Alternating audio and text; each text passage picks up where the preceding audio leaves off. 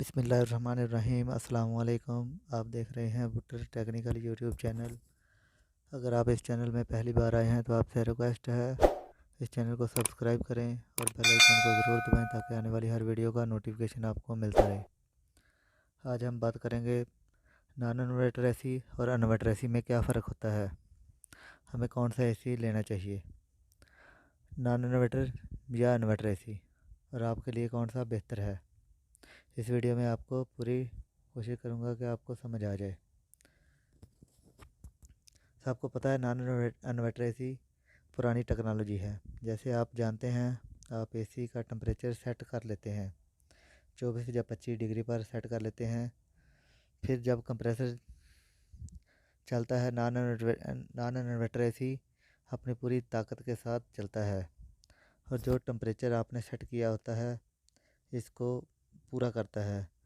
جب روم کا ٹمپریچر، جیسے آپ دیکھتے ہیں آپ نے جو ٹمپریچر پورا سیٹ کیا ہے، جب وہ پورا ہو جاتا ہے، جیسے آپ نے جو بھی ٹمپریچر سیٹ کیا ہوتا ہے 21 22 یا 23 کو پورا کر کے کمپریسر بند ہو جاتا ہے۔ اس کا جو اندر فین بلور لگا ہوتا ہے بس وہ چل رہا ہوتا ہے، باقی اس کا کمپریسر آٹومیٹک ہو جاتا ہے، وہ ٹرپ کر جاتا ہے، وہ بند ہو جاتا ہے جب آپ کے روم کا ٹمپریچر پورا ہو جائے گا۔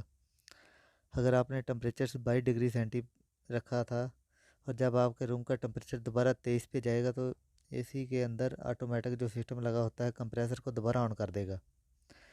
اگر آپ نے اپنے روم کا ٹمپریچر 22 رکھا تھا اور جب اگر وہ 23 پہ جائے گا اس کا ٹمپریچر روم کا، تو وہ دوبارہ آٹومیٹک سسٹم کے تحت دوبارہ آن ہو جائے گا۔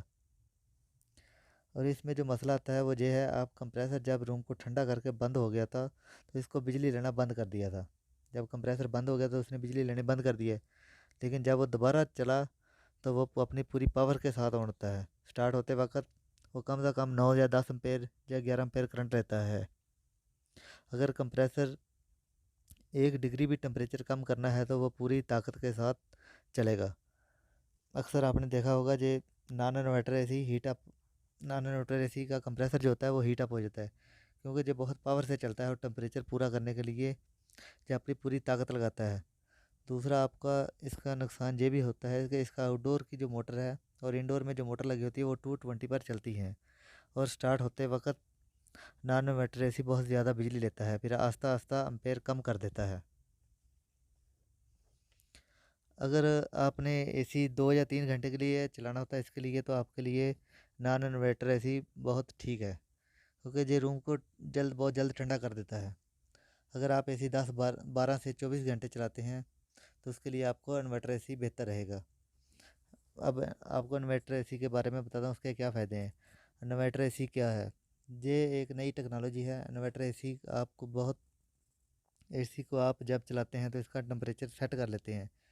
یہ انورٹر اے سی یہ آہستہ آہستہ چلتا ہے، یہ ایک دفعہ جھٹکا مار کے آن نہیں ہوتا، جب کہ آپ نے دیکھا ہے جو نان انورٹر اے سی ہوتا ہے وہ ایک جھٹکے کے ساتھ آن ہوتا ہے اور اچانک بہت سارے امپیئر لیتا ہے، تقریباً 10 11 امپیئر ایک ہی ساتھ لے لیتا ہے۔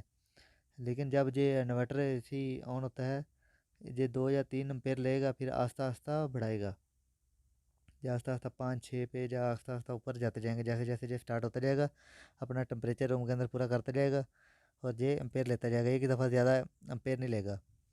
اور جب انورٹر اے سی روم کا ٹمپریچر جو ہم نے سیٹ کیا تھا اس کو پورا کر لے گا تو کمپریسر بند نہیں، اس کا جو کمپریسر ہے وہ بند نہیں ہوتا۔ نان انورٹر اے سی کا کمپریسر ہے وہ بالکل بند ہو جاتا ہے، ٹرپ کر جاتا ہے، ایک اس کا چلتا رہتا ہے، بلکہ سلو سپیڈ میں چلتا رہتا ہے۔ اس کا فائدہ یہ ہوتا ہے روم کا ٹمپریچر روم کے ٹمپریچر کو کم نہیں ہونے دیتا، بلکہ آہستہ آہستہ چلتا رہے گا اور آپ کے روم کا جو ٹمپریچر ہے وہ ایڈجسٹ رہے گا۔ اس کا کمپریسر اس لیے بند نہیں ہوگا، یہ آہستہ آہستہ چلے گا۔ اس کا یہ بہت اچھا سسٹم ہے، اس لیے اس کو استعمال کر سکتے ہیں اگر آپ اسے 8 سے 10 گھنٹے یا 24 گھنٹے اے سی چلاتے ہیں تو اس کے لیے آپ کے لیے انورٹر اے سی بہت بیسٹ رہے گا۔ اس سے آپ سے بجلی ضائع نہیں ہوتی، بلکہ یہ رام رام سے اندر و اندر چلتا رہتا ہے، بجلی ضائع نہیں کرتا۔ امید ہے آپ کو سمجھ آ گئی ہوگی۔ انورٹر اے سی کی مختلف کیٹیگری ہیں، آگے آپ جا کے انشاءاللہ آپ کو میں بتاؤں گا۔ اس لیے انورٹر اور ڈی سی انورٹر میں آپ کو فرق نظر آ گیا ہوگا، کیونکہ انورٹر اے سی کا جو کمپریسر ہے بالکل بند نہیں ہوتا، یہ آہستہ آہستہ چلتا رہتا ہے اور اس کا روم کا ٹمپریچر برابر رکھتا ہے۔